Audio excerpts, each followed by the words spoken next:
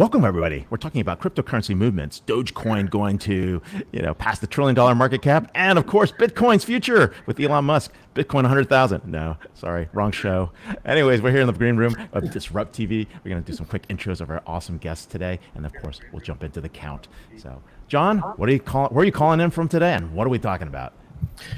Oh, yes, I'm in the Batcave in Northampton, Massachusetts, and we're going to be talking about return to work and the things that I think employers have overlooked. So it's going to be interesting to see if you agree or not. Return to work due. All right. Dion, what are we talking about today, and what's happening on your end, and where are you? Well, I'm in our Constellation Research offices in Washington, D.C., also known as my home. And I'll be talking about two new things, research that we just had come out, OKRs, so objectives and key results, and as well as digital experience management, and same thing that John's going to talk about, the return to work, hybrid work. Everyone's buzzing about that. There's no return to office for us, John. We're already at home. And Jennifer, where are we calling in from? What are we talking about today? Yeah, I'm calling in from the Washington, D.C. area, so not too far from another guest. And I'm actually at the office today. We have a work from anywhere policy, and today I'm in at the office at 3 Pillar Global. And we're going to be talking about digital transformation, omni-channel strategy, and what we're seeing, what I'm seeing, what the market is seeing when it comes to how companies and businesses and brands are interacting with their consumers. Very, very cool. All right, we're going to do the honors. Elle, all yours. Take us to the game. So, all right. Put. 3, 2, 1.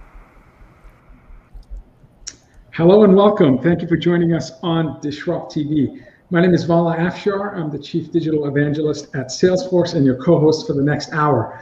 We welcome you to follow us on Twitter at DisrupTV Show. Send Ray, myself, our distinguished guests your questions live using hashtag DisrupTV, and we'll do our best to answer them during the show. It's my pleasure to introduce my co-host, Ray Wang. He's the CEO and founder of Constellation Research.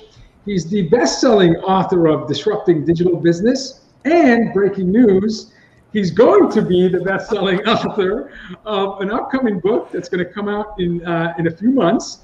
His new book is Everybody Wants to Rule the World, Surviving and Thriving in a World of Digital Giants, a must-read book that we're going to talk about. Ray's a regular television business and technology news contributor. You can see him on Fox Business, Yahoo Finance, CNBC, Wall Street Journal, and Cheddar. In my humble opinion, he's one of the top futurists to follow on Twitter at RWANG0. Welcome, Ray Wang, to Disrupt TV. I see he's gotten the book, an advanced copy that is. Well, I'm here with my awesome co-host, Vala Afshar, who's the Chief Digital Evangelist for Salesforce. He's also the author of The Pursuit of Social Business Excellence. Executives around the world pay attention to every one of his tweets, his inspirations, and of course, ideas. When he's not hosting, keynoting, or leading events at Salesforce, you can find him on Business TV on Bloomberg, and of course, posting insightful analyses at ZDNet. So, but with that, it's not about us. It's about our awesome guests. And who do we have to kick it off today? Ray, it's our pleasure to have Jennifer Ives, Senior Vice President, Global Partnerships and Alliances at 3 Pillar Global. 3 Pillar Global builds breakthrough software products that power digital businesses. Named by the Software Report as one of the top 50 women leaders in SaaS, and named to the esteemed Business Transformation 150 list by Constellation Research, Jennifer is a successful business executive with proficiency in areas of B2B software, strategic growth, business development, marketing, and communications. Jennifer is credited with launching companies, creating go-to-market growth strategies, opening new markets, and driving double-digit revenues in digital economies. Jennifer has led a P&L of greater than $35 million and experience crafting innovation-based growth and market strategies for private companies, high-growth startups, and government entities alike. You can follow Jennifer on Twitter at IamJives, IamJives. Welcome, Jennifer, to DisrupTV. Thank you. My goodness, what an honor to be with you both today. I really appreciate it. And that introduction was fantastic. Thank you, especially the I am Jives. I love that. I love that. As a Twitter power user, I saw it and I'm like, wow, that's an awesome handle. That's very cool. Yep, that is one of the best handles out there. And in that digital age, handles are just as important. And when we think about what's been going on in the last couple of years, right? I mean, e-commerce was hot in 2020, but think about what is omni-channel strategy to 2021 as e-commerce was in 2020. We'll kick it off there, and let's talk about what's going on in your end, because this is the heart of almost every single digital transformation, digital business project today. It is. It is. Gosh, that's such a good question. I love how you framed it, and the kind of the omni-channel strategy of 2021, and as e-commerce was to 2020. So over the last year, digital investments have mostly focused on customer-facing products. And as we move back to whatever the new normal is, right? That's going to be back to some in person, if it's retail, some in-store shopping. Let's just use retail as an example. That retailers will continue to need to find ways to empower the consumers of those products, as well as empower store associates and help with that profitability. So those digital products can really help meet the need, and omni-channel strategies will only strengthen this process for the retailers and the customers. And it's all about customer experience. Omni-channel strategy channels are really about the ways that you engage with your consumers. Again, whether that's you're in retail, whether that's marketing, if it's insurance, if it's government, it's how you are interacting, right? What channels are you using? And omni-channel is all about the customer experience, putting the customer at the center of that experience, and really having a customer focus. So it's all about omni-channel in 2021 and moving forward. So when I hear engage with your customers, and it depends on different sectors, different industries, but where they're researching, the websites they're visiting, social media sites, they may have mobile apps that they've installed, email, text, chat. According to my company's research, the average consumer engages with a brand across average 10 channels, and they continue to grow. I find myself this year more on, Twitter Spaces or Clubhouse, or using more text applications than the year before, and certainly the year before that. So can you define for our audience one more time, what is omni-channel, and should companies just start with a multi-channel strategy so that they at least have more than one or two or three places where they can engage with their customers before they mature into really understanding how to create an omni-channel strategy? Yeah. Oh my gosh. So that's such a great point. So multi-channel is all about eyeballs on a site or eyeballs on a page. It doesn't matter who those eyeballs are. It just is increasing number of likes, increasing number of views, using the multi-channel approach to increase volume, increase eyeballs, right? Likes, thumbs up, all those things. Sure. The omni-channel strategy is taking that the next step further, and it's actually putting the consumer or the customer in the center of that experience. And so what's different about that is that the consumer feels that immediately. They feel like they are in fact at the center of what is going on around them. So they are able to engage in a way that is comfortable to them. They may want to call, they may want to engage through the app, they may want to engage through website, but it's the consistency across the board and across their experience that makes the difference. And it really adds value. And you mentioned some statistics. I mean, there are Harvard Business Review and Forbes and Salesforce, large companies, McKinsey, they've all done research. And what we're seeing at 3 Pillar Global also is that this digital transformation, this putting the customer experience at the heart of any digital experience and making sure that the experience is similar across the board, so that again, wherever the customer chooses to engage with that brand is a similar experience and one that they feel comfortable with.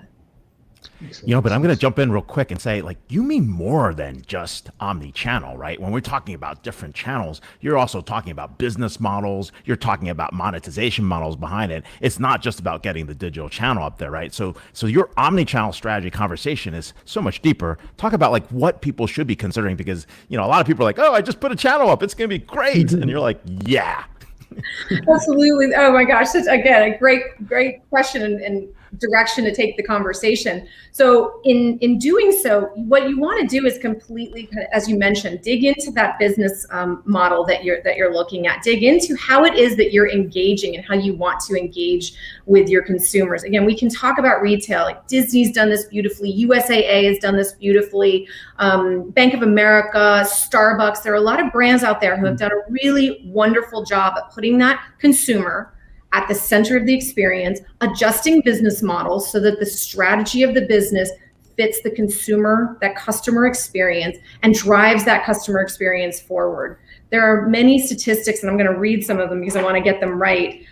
We find this all the time where, we'll talk about retail, right? 73% of shoppers use a multi-channel experience while shopping.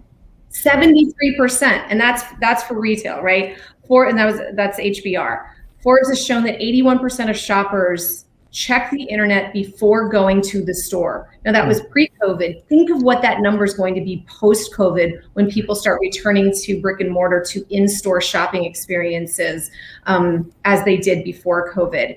Another number that I always keep front of mind, and when we're talking with, especially with our retail and other industry leaders that we work with at 3 Pillar Global, HBR has shown that customers are 30% more valuable, right? Omni-channel customers are 30% more valuable. That's a huge number when you're looking at those business models, the business strategies that you're putting into place. And the repeat customers, this is what I love. The repeat customers are only 8% of the total base, but they create 40% of your revenue. So if you've got that omni-channel approach, which is really focused, driving right into the customers that are brand loyal to you and making sure that they have many ways to interact with you, the revenue that you can generate indirect and direct skyrockets.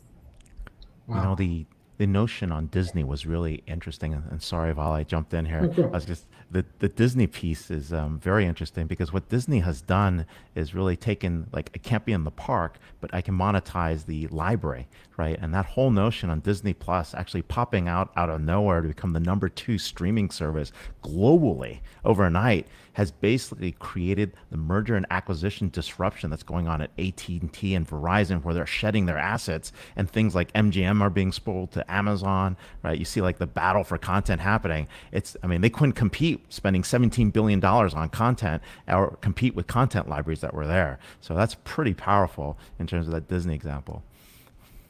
Yeah, what a great example of a company pivoting when the world went decentralized, digital only. And because of the safety requirements, they had to shut down parks. So an entire different line of business exploded in the last 15 months, as you said. What's really inspiring is when a big company like Disney can make that transition.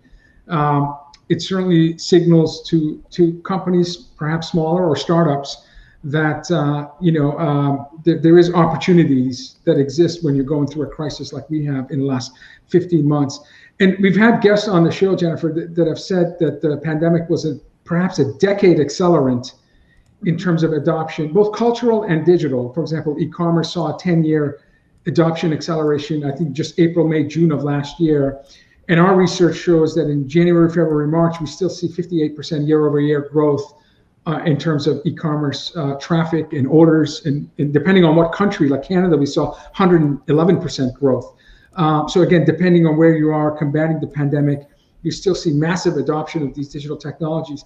My question is, do you find that there is now a greater sense of urgency in terms of modernizing maybe your sales, marketing, service, e-commerce technology stack?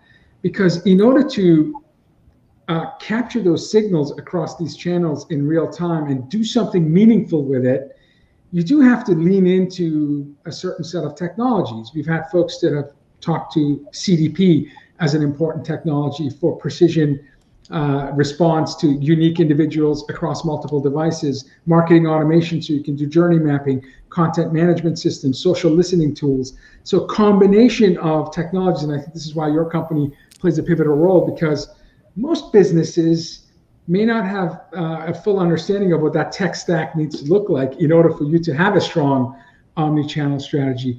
Can you talk about how you work with CIOs and CMOs and CDOs to really bring this art of the possible to life by leveraging key technologies? Absolutely. So it's interesting. A few years ago, those involved in digital transformation or a digital strategy in the business, those were mainly your chief technology officers, a little bit of CIO, and now you see, as you mentioned, chief digital officers, you see chief marketing officers more and more owning the product, the digital products of that brand or of that company. So you're seeing lots of different executives that are now owning pieces of digital and that digital strategy, and where the omni-channel strategy comes into play as well. At 3Pillar, we're building those custom products that drive so much of that strategy, right? Drive the engagement with the brand. And whether it's retail that we've talked about, or some examples from media and information services, to your point, those CIOs, chief digital officers, chief marketing officers, chief product officers, they're all looking at ways to improve, and it all comes down to data. So looking at the data that you have existing, right? So now we're moving just slightly off, not off topic from omni-channel strategy, but a piece of that omni-channel strategy, because you have to know what data you have, where the data is it clean? Is it sitting in a lake? How are you going to structure it? What are you then going to do with the data to improve your digital your digital relationship with your customers, with your consumers or customers, and then is there data that you can clean and do something with and actually create a new product, a new way to engage with your consumers? And you mentioned Disney as a great example. So many companies, whether they're large global enterprise or they're emerging technology companies, or they're traditional companies that are moving, and it gets back to digital transformation, that are moving towards a more digital approach to engaging with their customers. And again, those customers could be retail customers, they could be insurance customers, they can be government, right? If someone in a community or within the country is trying to engage with government, there are ways that you can digitally transform. And I believe it all goes back to data, how we're using data, where the data is coming from, how clean it is, all the things that I just mentioned. That's an area of huge growth. And for that chief marketing officer, digital officer, information officer, those executives that are touching internal technologies and software platforms and digital platforms, as well as those external, right? The ones that are touching their clients or their customers. We could have an incredibly robust conversation about data, what it means, data analytics, data science, AI, machine learning, and it all feeds into what you then see as this omni-channel strategy and omni-channel approach to engaging and putting the customer first. No, it's great points there, and definitely, I mean, we're seeing that happen across the board. The channels actually are data collection vehicles, right? I mean, in digital, every choice is a demand signal. You have attribution, right? Context, location, time, which journey they were in, what they're touching, the people that were around them. You even know what they felt like, like were they happy, were they sad, right? And that data plays a big role in the overall omni-channel experience. For you, in terms of like what you're thinking with your clients, right? I mean, what are the benefits they're seeing immediately from delivering on omni-channel that they say, this is a differentiator, it's worth the investment, we shouldn't have waited, we waited too late. I mean, what are some of those regrets and how do they move forward with that?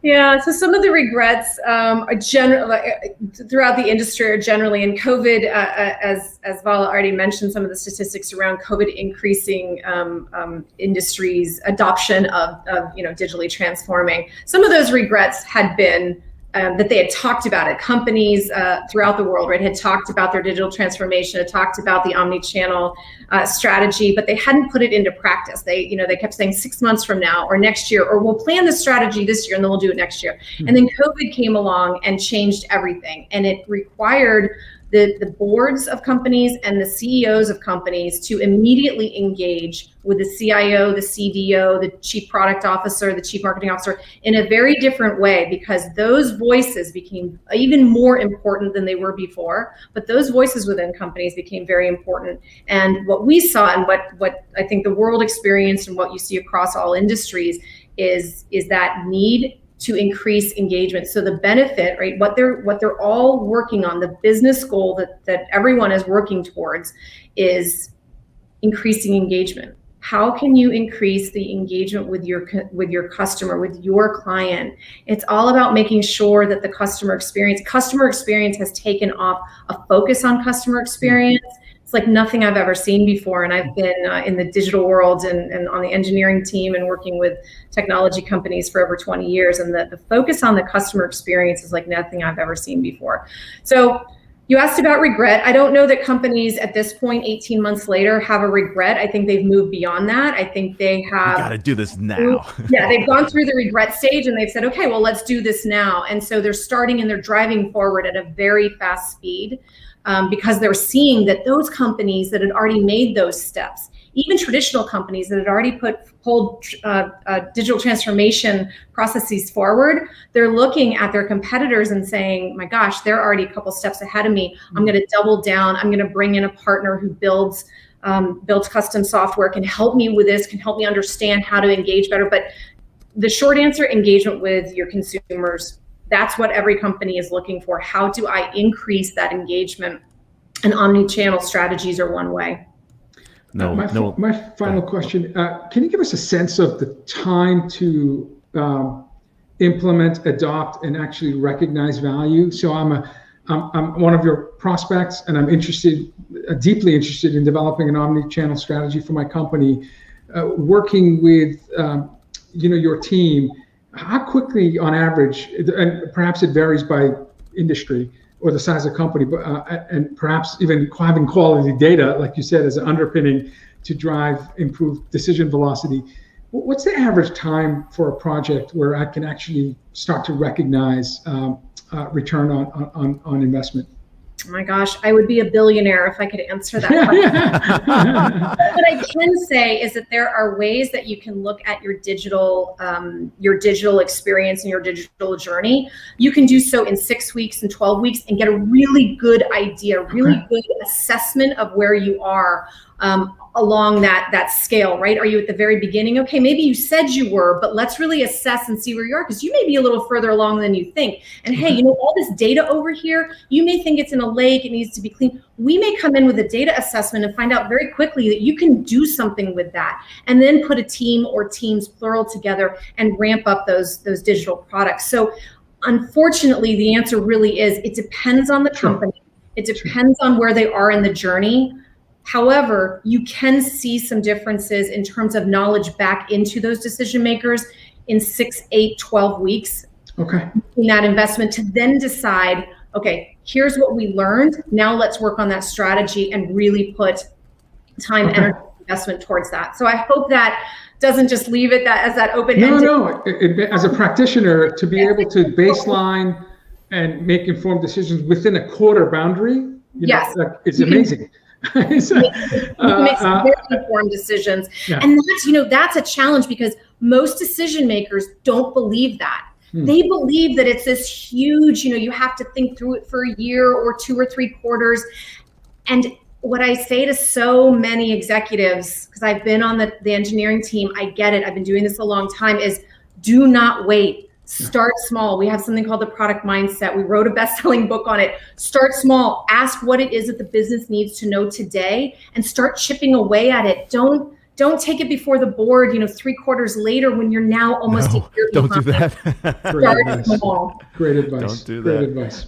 So we're here with Jennifer Ives, Senior Vice President, Global Partnerships and Alliances for 3 Pillar Global, with the best Twitter handle of the day. I am Jives. Follow her for awesome insights, advice, and of course, digital transformation insights. So thanks a lot for being on the show, and thanks a lot. And congratulations last year for being a BT 150 and part of the alumni. Thank you. I'm so honored to join you. Thank you for the BT 150 honor as well. Thanks, Jennifer. Great to see you. Oh my, who do we have next? That was great, by the way. That was awesome. Our next guest, as many of DisrupTV viewers are familiar with, Dion Hinchliffe, Vice President, Principal Analyst at Constellation Research. Dion covers leadership strategies for the new C-suite, digital workplace, and enterprise IT. He's an internationally recognized best-selling author, strategist, enterprise architect, analyst, and a noted keynote speaker. He's widely regarded as one of the most influential figures in digital strategy, future of work, and enterprise IT. Often when I see most influential lists, Dion's at the top. at the very top.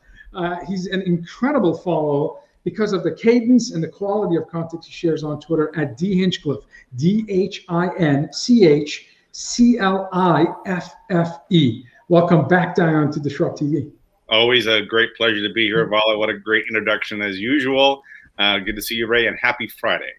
Thank you, sir. Happy Friday. You know, one of the things I'm really surprised at is I don't have a copy of my Social Business by Design. I think that was an awesome book. I think I gotta go find that. Yeah. Absolutely. So, that was one of those books. You and Peter Kim, who also worked here in the past of the alumni, like it was an amazing book talking about, you know, what was happening just at the beginning of that social business revolution. You've got a new report that builds on that decades of experience, and of course, working with clients, really about, it's a very, very hot topic at the moment that everybody must take a look at. It's around digital experience. So share a little bit about that, and of course, some of the other research that's on your end. Well, as everyone knows, the world suddenly went digital last year, and workers moved, customers moved, everyone had to be serviced in new channels and much more digitally. And digital experience is the way that's delivered, right? We take our content, we take whatever touch points where we can reach people, and we try and create a fantastic experience for them so that they'll work with us and they'll come back. But when we're so distributed now, people are in so many different locations on so many different devices. How do we know that our experiences are actually any good? How do we know that we're delivering great customer experience? Don't know. Yeah, well, that's the thing. Is Drucker says you can't manage what you're not measuring, and so we see digital experience management is really focusing now on this measurement piece. How can I make sure my workers have fast, efficient experiences? They're not getting stuck. They don't have problems. And not just in, at headquarters, but now in thousands of homes. And the same thing with customers too. You're trying to provide a great experience with them. And if you're not Amazon, you don't have your own cloud.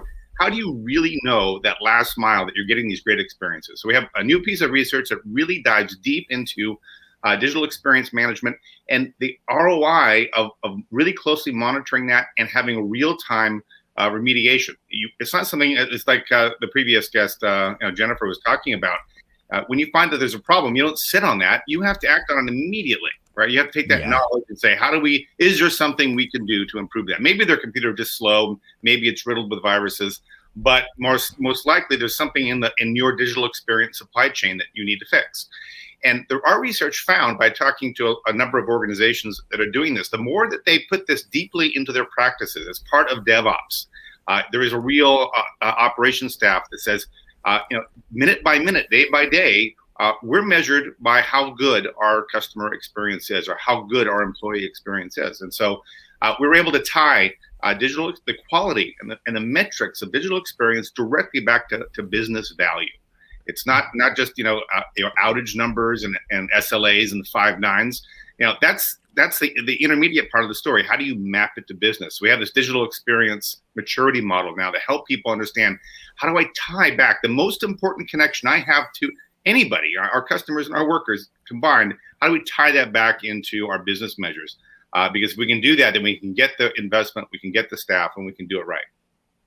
Are there a new set of metrics that emerged since this decentralized digital construct appeared in our work and life in the last 16 months, or are we now simply assigning higher priority to existing metrics because they point more to a digital experience management framework and maturity model that you've developed? So there are a few metrics, but really the KPIs that we've always had are the ones that get respect. If you really want to tie it back to customer satisfaction, what did that customer really feel like after they were done with your experience? Were they frustrated and having to click the buttons over and over again to get your website or app to do anything? Or did they buy something and it was so effortless that they're going to try that again with you first before they go back to an Amazon? So we see things like customer lifetime value too. Like there's real connection between having a great digital experience that thrills and delights your customers or your workers and actual value back to your business. And so, to answer your question specifically, Vala, it is mostly existing measures, but there is we do see that we're changing the actual practice though. of designing our products is actually going to be now dependent on these measures in a way that we haven't seen before. So that's a great point, because when you talk about the importance of speed to value, or you talk about design principles that focus on a frictionless experience, where there's optimal flow of value across omni-channel, across different channels, you start to infuse that type of thinking and success and metrics in the design of a product or service. So when you're asking for example, traditional customer satisfaction or net promoter, you tend to ask at aggregate level and may not know that a user's experience on your mobile app may significantly vary versus a web, versus a phone call, versus a chat, versus a social network. So to be able to have that consistency across all channels, especially emphasizing on digital channels, knowing that we've had, again, a 10-year accelerant of digital channel usage because of the forcing function of the pandemic, it does make companies think about, at the beginning stage, design phase, how is my product and service going to be used with a digital first mindset, and perhaps even a digital only. Some of these are going to stick, especially depending on age demographic and geography. I don't think folks are going to revert back to some of the previous methods of engaging with a brand, given the seamless adoption of, again, digital channels and digital experiences. Well, McKinsey did this great study that showed that when sales activities and business development activities went mostly digital, that the majority of customers, 80% of customers, preferred that. Right? They don't want the salesperson taking up their time; they want them helping them. And so, really, we see this outcome-based approach to everything. Digital experience actually is expensive to do well. If you're going to do the customer journey mapping, and you're going to get the high-end platforms, and you're really going to create an operations staff, and you're really going to get the measurements tools in place to measure your entire digital supply chain, that's an investment. Unless it's tied to specific outcomes. What is this doing for my business? How is this helping my workers be more productive? And so we see this real outcome-based operations, measuring, the time of a sale, how much repeat business, what is the employee's NPS score back to the company?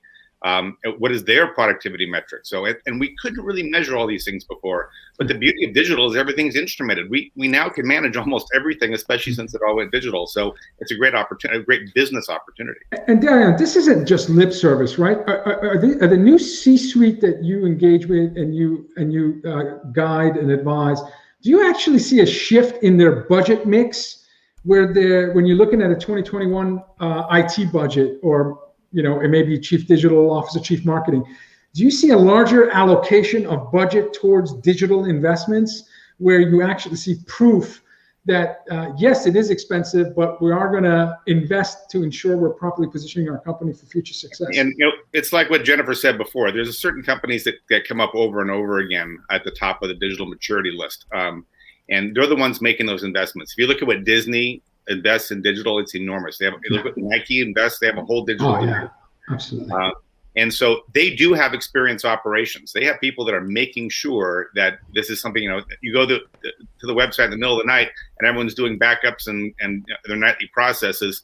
All that stuff is still working in high quality. I mean, they know that it really matters, and their brand is on the line when you're connected to your customer 24 hours a day, and anyone can come in and you don't have any prediction on that demand curve, that experience curve. You got to be ready for anything. And so, yeah, we do see inordinately large investments. I did an analysis of digital units a couple of years ago, and they spend not just a little bit more, but they spend twice as much as everybody else on their digital experience. Yeah. Wow.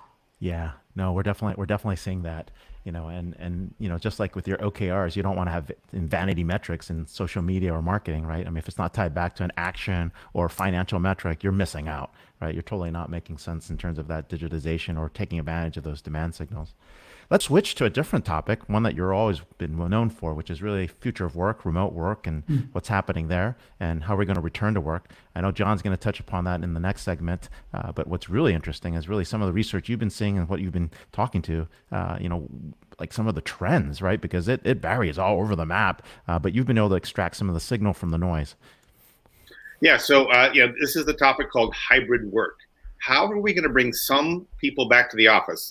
I've done my own survey, just closed today, in fact, and the final numbers were only 10% of companies are going to go back to the way it was or have plans to go back to the way it was. Wow. 20% are going to send many of their, most of their people back, and 53% actually, are going to send some of their people back, a few of them. Are we back to suburban office parks and people living like further away from cities? Is that driving it, or is it just people love not doing 2-hour commutes? Yeah, well, I predict we're going to see a lot of on-demand office space, like office parks, for people in a given suburb, so they only have to commute a little bit to meet some of their coworkers, and I think that that'll certainly be the trend. We have a lot of infrastructure that is going to be greatly underutilized going forward. Everything from parking structures to malls to office buildings that just aren't seeing the use. We see, and the prices are going to become so compelling to do something with them. I think that companies will do many more types of events to do team building and create engagement, and maybe when you have a hot project, you get some space, but then you back home. Those types of things, I think, will be more common. But the real concern I'm hearing, so I've talked to a lot of digital workplace teams, a lot of CIOs over the last 2 months, and saying, well, now that we're going to go back, what are you going to do? And so there's a real concern about, are we going to make the office it is an office first experience and remote experience is second place again? Are we going to go back to that? And since most people are planning to have most of their workers stay at home going forward, is what the data shows. Not just my survey, but the other surveys too. We need to create inclusion and equity for both cohorts, for both people in the office and people at work. And people are trying to figure out how to do that. How do you do agile when you're supposed to have everyone in the bullpen or everyone on the team in the same room? Do we have all day teams or Zoom meetings up so that everybody in the office and all the people who are on that agile team at home, they can all constantly talk to each other? That was the power of agiles, instant communication loops. If a feature changes, the architect, the designer, the developer, the UX guy, everyone knows about that change instantly because they can overhear it, right? So are we going to create these real-time channels? We don't know. So we're entering this period of experimentation where we're going to be watching. I'll be watching closely. I'll be writing and sharing all of what we're seeing, what's working and what's not. How are we going to create equity between those two groups now? Because we're going to have a much larger remote work population, and they have to be, treated just as well as the people inside the office, and they have to be connected together just as well. And so, you sound like Rachel Happ. What's going on here? Yeah, but part of that being treated well, like you said, is not turning on financial news outlets and hearing prominent CEOs say, one way I measure engagement of an employee is their willingness to want to come back and work in the office, explicitly stating that this particular CEO thought that office workers are more engaged and love their work and company more than the ones that are choosing to be remote. So how do you deal with that stigma that, without FaceTime, you may stunt your career growth. You may not get the promotion opportunities. You might not get the sexy projects to work on.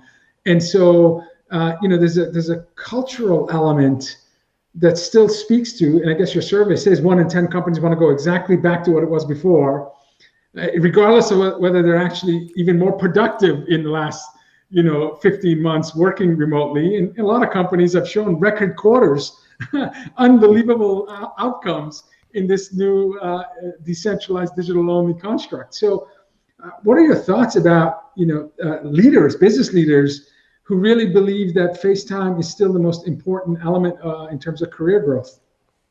That is one way to look at it, and for certain organizations might even be true. There are some companies that just really can only do their work in person, but it's a minority view. Ray and I have talked to hundreds of CIOs since all this started. To a person, they've all said productivity is up for most people, for most workers, not all workers. Are we going to get rid of that productivity dividend? I mean, some people want to come back to the office. We should let them, right? Sure. They work better. They have too many kids at home. They have, we don't know what their situation is like. Some people thrive around the buzz, but it turns out that most don't necessarily need that.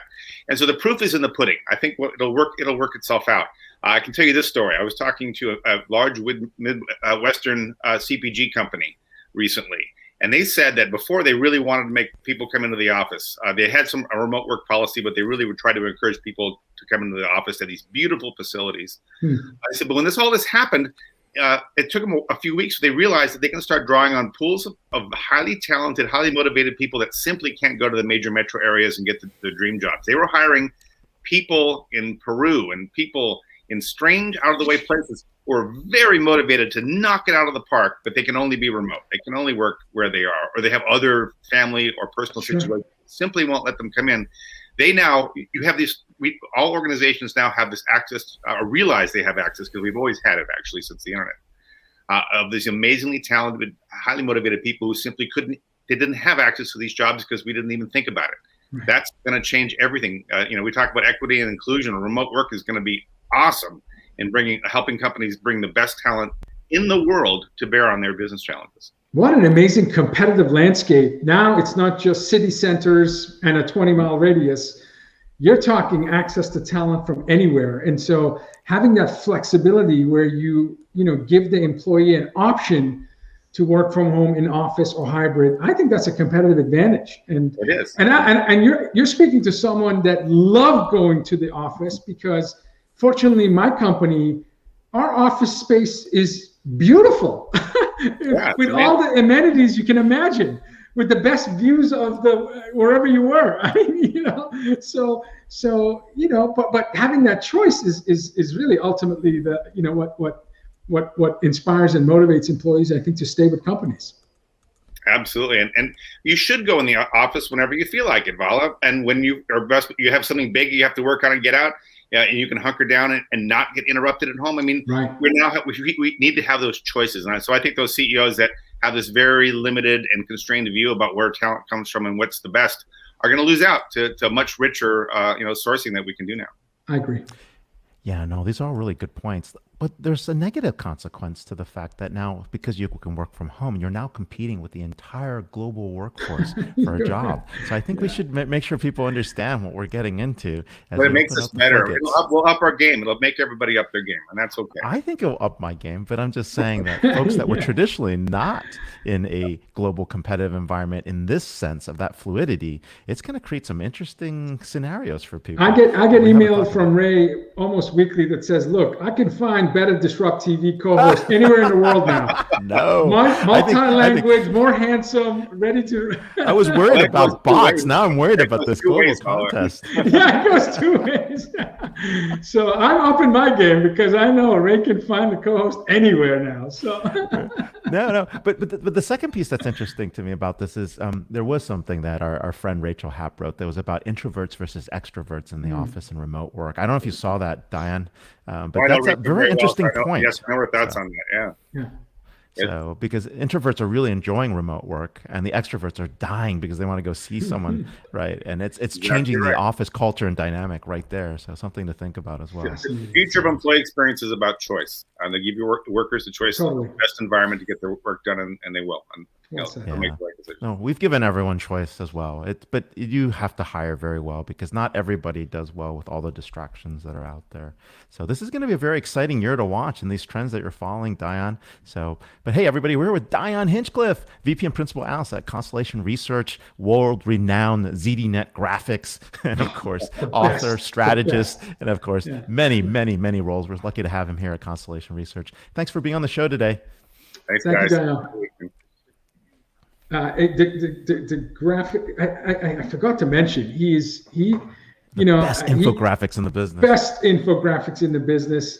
He takes complex ideas and just reduces them to a picture, which is unlike like any this other guest, Yeah. One of my favorites, our favorite, our cleanup hitter Spot. He's absolutely first ballot Hall of Fame inductee to the DisrupTV Hall of Fame. No question asked. He's going to get 100% of the vote. Jon Reed, who's the co-founder of Diginomica. Diginomica is a media analyst property designed to serve the interest of the enterprise leader in the digital era, launched in 2013. Team of writers, analysts based in the US, Europe, that share decades of experience in terms of enterprise business computing. Jon has been building enterprise communities since 1995. He's an avid blogger, analyst. He advises vendors and startups on reaching today's informed enterprise buyer. His signature weekly column, Enterprise Hits and Misses, strikes through the latent enterprise review for leaders who enjoy puncturing hype balloons. I love that, puncturing hype balloons. John's core areas of expertise include customer experience, pursuit of AI analytics ROI, future work future skills development, and realities of transformation efforts. And we're going to talk about this future of work in our next segment. And another amazing follow. We only invite people that have a strong game on Twitter. So follow Jon at Jon ERP, JONERP. Welcome, Jon. Welcome back, Jon, to DisrupTV. Thank you. I got your bat signal, guys. We're ready. we're ready. We're really excited. We're really excited to have you here, right? Talking about anything. I mean, we always give you like a list of things we want to talk about, and we never get to any of them. But let's start. We just free flow this puppy. And so let's pick up where we were with Dion about this return to work, and some CEOs who are more excited about it than others, and some are more publicly at shaming than others, and some are just like, hey, what the heck is going on here? We're not going back to work. Yeah, so I prepared a countdown for you guys on what employers are overlooking, and I was like on pins and needles during Dion's segment because he's such a smart guy. I'm like, is he going to ruin my countdown by saying everything? And he actually nailed one of the key ones, but the other ones he didn't. So I think the countdown's going to be a lot of fun. Before I get into what employers are overlooking and return to work, I do want to briefly double down on what you guys were talking about earlier. Thoughts go out to India and other places where outbreaks are very intense right now. We're all connected, and we don't want you guys to think that we're not thinking about you right now, because we are, and we need to do more because it's a global community around this world that we live in, and we need to make sure that everyone is coming back to work healthy and safe. So with that aside, this focus is really on the return to office controversies and discussions that we're having in this country now that we have a certain wave of vaccinations that have been achieved and so forth. And I think the interesting thing about this and the way this kind of frames up is I think what we're really going to get here is a much needed confrontation about different models of work. And I love this idea. And I know, Ray, you're really big on the market kind of duking it out and companies kind of duking it out. I think this is a great opportunity to see what work models are most appealing and most effective for so-called white collar talent, right? Because that's really what we're referring to here, is white collar talent. And so, because obviously, if you're working in manufacturing or if you're an Uber driver, you're already back to work, right? So unless you're a robot, unless you're being robotized, but that's another segment on DisrupTV. So anyway, so that's really the sort of the context. And while I think Dion is correct that certain kinds of sort of models are minority, I still think that there's a number of competing models of return to work that are out there. There's the we'll stay fully remote model, there's the hybrid model, and then there's the get your ass back in the office model, which is the minority model. But it gets very interesting because even if you have a hybrid model, you can still perhaps lose certain kinds of top performers if you don't do it right. And I would argue also, and you guys may want to talk about this at some point, I think there's a fourth very interesting model that's really being overlooked here, because you talked about the sort of return to the suburban sort of work environment, Ray. I think that could happen a little bit, but I'd like to see more of a push towards really redefining sort of work in a more decentralized way. So like, I think about the SWAT team approach of like having more localized offices. Zoho talks about transnational localism, or infusing communities that are in need of economic development and then having smaller teams of workers. So I think there's really interesting models that might go beyond like the basics. So that's kind of how I sort of frame this conversation is, are we going to get interesting models, and are companies going to sort of effectively win at the art of securing the trust and health and safety of employees and prove that their model works? And we're about to find out, and I think that's pretty exciting. We're going to find out in a very exciting way, actually. And with that, with that hybrid model, I think the optics, the marketing optics of a company saying we're going to have a hybrid model, it makes sense. The question is it 4 days in the office, 1 day at home, or is it 4 days at home, 1 day in the office? Who chooses the hybrid model? Is it the employee or the employer? Is it depend on the the line of business and the manager you have? But ultimately, where the choice resides, I think it's also important, because you could have a hybrid model facade about you, but you're really emphasizing 4 days a week in office and that 1 day at home, and that's not necessarily the hybrid model that would, to me, is a healthy model. Yeah, absolutely. And I think one of the things here is I'll be pretty ticked off if this ends up just being a return to what was, but good or bad, I don't think the coronavirus is going to let us get away with it. I'll talk a little bit about why that is. Sure. I have a dog in this fight because not only do I work remotely when I'm not traveling, but I really want to see fluid and hybrid win for many reasons, not the least of which are things you guys already touched on with Dion, as far as there's big chunks of the population that for health or family reasons have been excluded from office-based work historically, and unfairly excluded, I would add. And it would just be absurd after all we went through to toss that opportunity away. And I think it would also be sort of self-defeating. So this discussion today is kind of about like the office. And I think one thing that there's actually, although I'm not a real fan of office work, like there are some things I think we can all agree on. We're starting to get clear on what the office can do for us, as far as there's certain kinds of collaboration and team building activities. I think we need to acknowledge that Sure. offices are really effective for those, especially things like you think about mentoring, onboarding junior employees. Oh, absolutely. Younger workers looking to build their community and networks. I've talked to a lot of younger workers who have really struggled with remote, and it's understandable. So, but then there's the controversial parts of office, which is how essential is the office for culture building? And I would ask, is your company culture so weak and fragile or so over the top that you have to be in the office to get your culture injection, or is there a big Kool-Aid machine everyone has to drink from? I don't quite get that part. And then the other part is about politics and ladder climbing.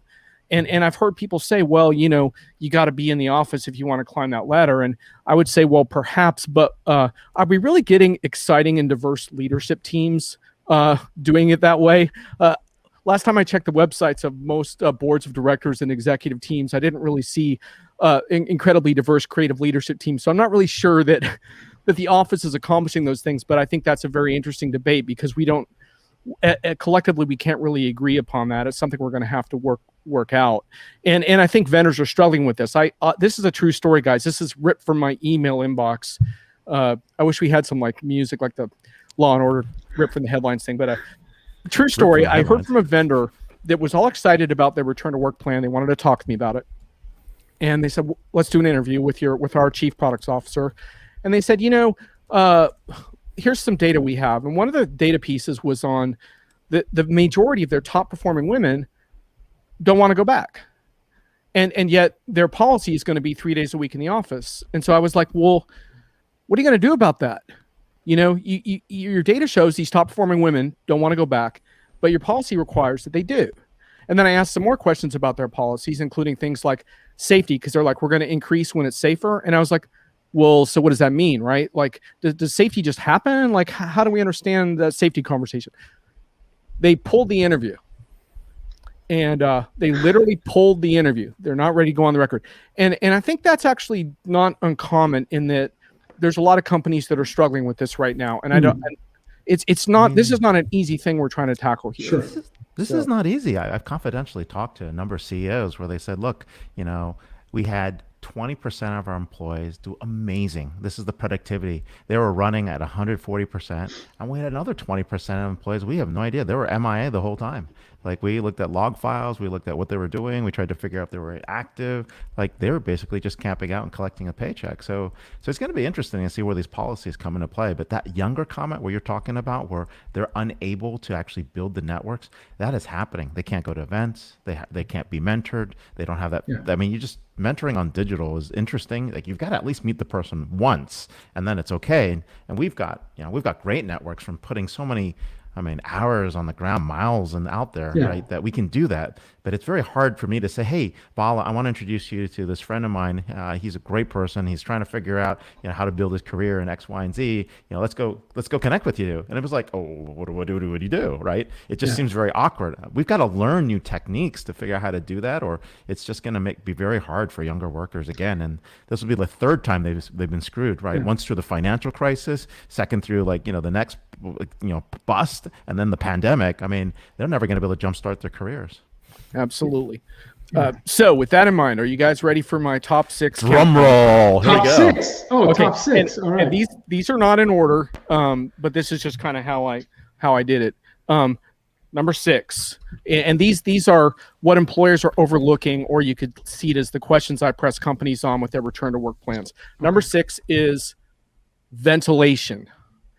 Yeah. So we really lack clear guidelines on ventilation because most of us don't even really know the right questions to ask yet about room size, capacity. Look, it's unlikely we're going to get to herd immunity. The latest scientific data, and that's not what I do or don't want to be true, but the latest data says that ventilation is going to be the key to returning to indoor life. Creative outdoor events in Austin, Texas are great, but like Vala, you live in Boston, right? Yeah.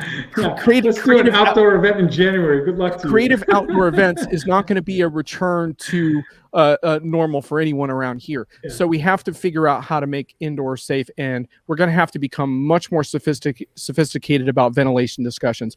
And it's really too bad that we didn't start having those discussions a couple of years ago, but you can expect those discussions to happen with more intensity now. It's funny you say that. point. I am going to my first Celtics game in a year plus when they host Brooklyn at home. So third game, playoff.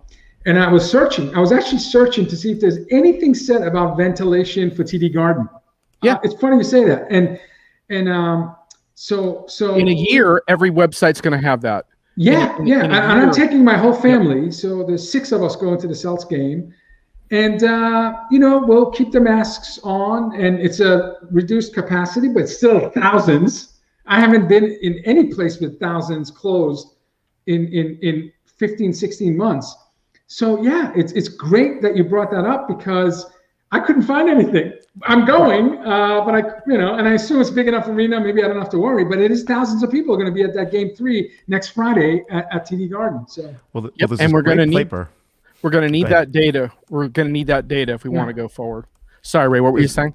No, there's a great paper from MIT on airborne transmission of COVID-19. It's worth taking a look at. There's a bunch of these. There's a bunch of seminars that's talking about what's required. So hopefully we'll get to some standards, but there's some really good stuff there. Maybe the Celts are probably looking at that. But let's go to your next one. What do you got coming up? Yeah. We have 5 minutes, so I'm going to blast through these. I already mentioned this one. Hybrid is personal. One size doesn't fit all. So hybrid is great, but if you're going to impose 3 days a week on everyone, the top performing women example was a good one there. A return for everyone isn't going to be creative enough, so it's going to have to be more flexible. I think Dion covered that point. Personal. I love that. I think Dion did a good job of covering that. I already kind of touched on this one too, but stop the culture and leadership BS. I've acknowledged that the office is a powerful place for certain kinds of activities, but now take a hard look at your culture and leadership team. Don't tell me your leadership team is diverse and creative enough to prove that being in the office is working. I had a really good tweet on this subject from someone who said, yeah, that never did anything for me. I got my most important opportunities, basically kicking ass on projects remotely. Hopefully that will be the case. Vala, earlier you alluded to a CEO. I'm actually going to call this one out. Hope you don't have a client agreement with them, but it was WeWork CEO. I'm just going to pick on them. They're not the only one that said this, but they said people who are most comfortable working from home are the so-called least engaged with their jobs. And what I said was, in other words, without office politics and ladder climbing maneuvers, there's no intrinsic motivation or purpose for your teams to rally around. So the thing is, if you have a sense of purpose about your company, you should be able to work remotely and still feel that sense of purpose. So I don't agree that if you have to be in the office to feel that, then there's something wrong. I mean, you guys know this. You're not in an office. You feel a strong sense of purpose every day. So there's something wrong if you have to be in the office to experience that. Yeah, your core values are not a function of physical space. When you talk about trust, customer success, innovation, equality, none of those things are a function of space. I'm going to pontificate a little bit about this. I'm not disagreeing with you. Here we go. I think what happened is we had a lot of success with the military style of leadership in a lot of our Fortune 500 companies over the last 4 to 5 decades. And those are vestiges from that era, right? Where people are in those close-knit teams, high-performing teams. And if you've got special ops teams, which is very different than operational teams versus what it is, it works. I think we were in the transition of being able to operate and earn the right or the privilege to be able to work remotely. Yeah. I'm not sure how that works going forward. So I don't disagree with you. I think for a lot of folks, it's not bad. And like, it's really back to how you hire. I'm really curious as what happens when it all goes, to choice. So it's worth a debate. I don't think it's a bad thing. I just think people know what the guidelines are. And the one thing I would say about the younger workforce, when you are in the office and you actually see your mentor or sponsor or a senior leader in the organization, and you're deliberately analyzing their behavior, their tone of voice, conflict resolution, how they praise, how they give constructive feedback, how they engage with rank and file. I remember as a young aspiring employee really studying the mechanics of how the leaders presented themselves in the office. Yeah, and I would try to mirror some of those attributes. And so I can say that it's not the foosball table or the fancy cafeteria or dry cleaning service or bring your pet to work. None of that stuff. Those perks, they don't necessarily shape your culture or help you become a better person or leader. But being able to observe successful people in motion, like being in the game, actually being, suiting up and being in the game, there is certain advantages to it that I think an office can provide. Not how they work, but what they wear, but what they work. I mean, it's very how they work. Sorry, I've got them all mixed up. All right, well, let me just blast through the last three because we're about to run out. There's always time for you, John. We're going to run into our bonus hour with Jon Reed on DisrupTV. Yeah, I referred to hot desks before, but what about hot offices? Like, what about this notion of being able to create local gathering places for people who are a little more disconnected from the main offices? Because if you can do that, now suddenly people can move to where they want to, or move and reinvest in local communities that need economic development. So Starbucks buys WeWork and massive $1 billion deal, hot office space at every Starbucks. And this one you guys covered off very well. Hybrid is not a caste system, but that notion of how do you make sure that everyone feels included, even when some people are remote and some people are not. You did a great job, I think, with Dion of kind of outlining why that matters and why that matters for nurturing talent and being inclusive. In the event context, for example, I'm very frustrated with vendors who think, well, now we're going to, basically less than 5% of vendors have figured out how to put on a good event virtually. And they're like, oh, this is great. Now we can go back to on-the-ground events and we don't have to worry about this anymore. And I think back to a guy that I went to a couple events with who was paralyzed from the neck down. And he said, I've never been included in events more than I have felt this year. And so my question to event organizers is, what about him and people like him? Is he excluded going forward, or is he going to be included in your event? Because just streaming your keynote is not going to be enough for him. And the same goes for all kinds of people out there working remotely. They have to be included in a meaningful way.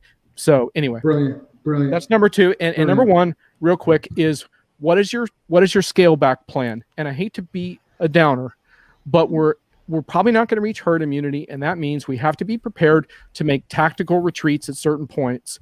And since I'm not a techno optimist, I can get away with saying stuff like this. I'm a techno dystopian. He's a techno pessimist. I'm a techno dystopian, which has its own set of problems, which is why I need to be around guys like you, because otherwise I would go off the rails. But as a techno dystopian, I can ask questions like that, and I think they're important because we are going to have flare-ups. We are going to have issues. Sure. We may have issues with variants. Who knows? We may have issues with long COVID. Who knows? The point is, we may have to scale back at certain points. So are you ready for that? The implications being like, would you force your employees to relocate right now to be back near an office? I would say no. Let's take some time on this, and let's think of what our tactical retreat plan looks like, even if we hopefully never have to implement it. So that's that. That's your overlooked keys to returning to work. John, you will always be cleanup hitter on any future shows as long as Ray and I are co-hosting. Thanks, dudes. Always bring your A game. That was awesome. Awesome. Pleasure. Yeah, no, that was amazing. And the dystopian piece, think it's not dystopian. Anything's possible out here. So it's good to be prepared. Clash of ideas, right? Clash of ideas. We should actually have a cool 1 hour debate on this somewhere at some other point on social, like some kind of social audio. Like who would use a social audio network? Dude, let's crash Twitter Spaces sometime and hash it. We will do it. Hey, come 1 o'clock Sunday, Twitter Spaces. I do one with Gravinder. Okay. 4 p.m. Eastern. We hang out there. But hey, we're with Jon Reed, co-founder at Diginomica. You can follow him on Twitter at Jon ERP, and awesome analysis. Check out Diginomica for everything about enterprise software, enterprise news, and of course, follow Jon's tweets and of course the show. Thanks a lot for being here, Jon. Thanks for being our First ballot Hall of Fame, Jon Reed. My pleasure. Thanks, guys. Great seeing you. Thanks. Absolute first ballot Hall of Fame. And boy, boom. does it feel good for me to hold this. You have one of a few limited copies of this. I was super impressed with the amount of graphics, because I would read your thesis, and then right after reading your thesis, there would be graphical support of the thesis, and I'm a visual person, so I really enjoyed just flipping through ideas, bold ideas, innovative ideas, and then immediately having it synthesized in a graphic. So Ray, this is your without a doubt your best work. Anyway, we'll let the market decide.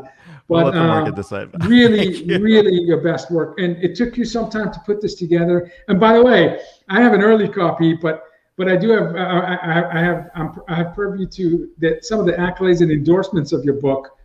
You've got some heavy hitters that have endorsed your book. Very kind people. Yeah. Anyway, super congrats, guys. So get glad this. you got a copy. Men and We'll women, enjoy it. get this. Well, hey, everybody, thank you so much for being on the show. And next week, we've got some very awesome guests, and that will be our episode number 2. Oh, my God. Is this number correct? 238? So I'm not sure if we have a show next week. I don't think we have a show on June 4th. But episode 238, at least that's the note I got from our producer. If I'm wrong, let me know.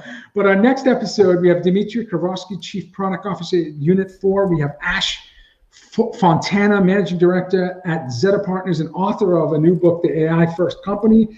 And we have one of our favorites, Liz Miller, Vice President, Principal Analyst, Constellation Research, covering digital marketing, security, and what CMOs, CDOs, CXOs are thinking about as they transform their businesses. So it should be an amazing. There is no show next week. Yep, join us June 4th. And breaking news to Ray. You can watch replays with us, and you'll be okay. But hey, thanks a lot. If it's 11 a.m. Pacific, 2 p.m. Eastern on a Friday, it's DisrupTV time. Thank you so much for watching, and of course, thanks to our sponsors, IFS and Robots and Pencils. Thanks, everyone.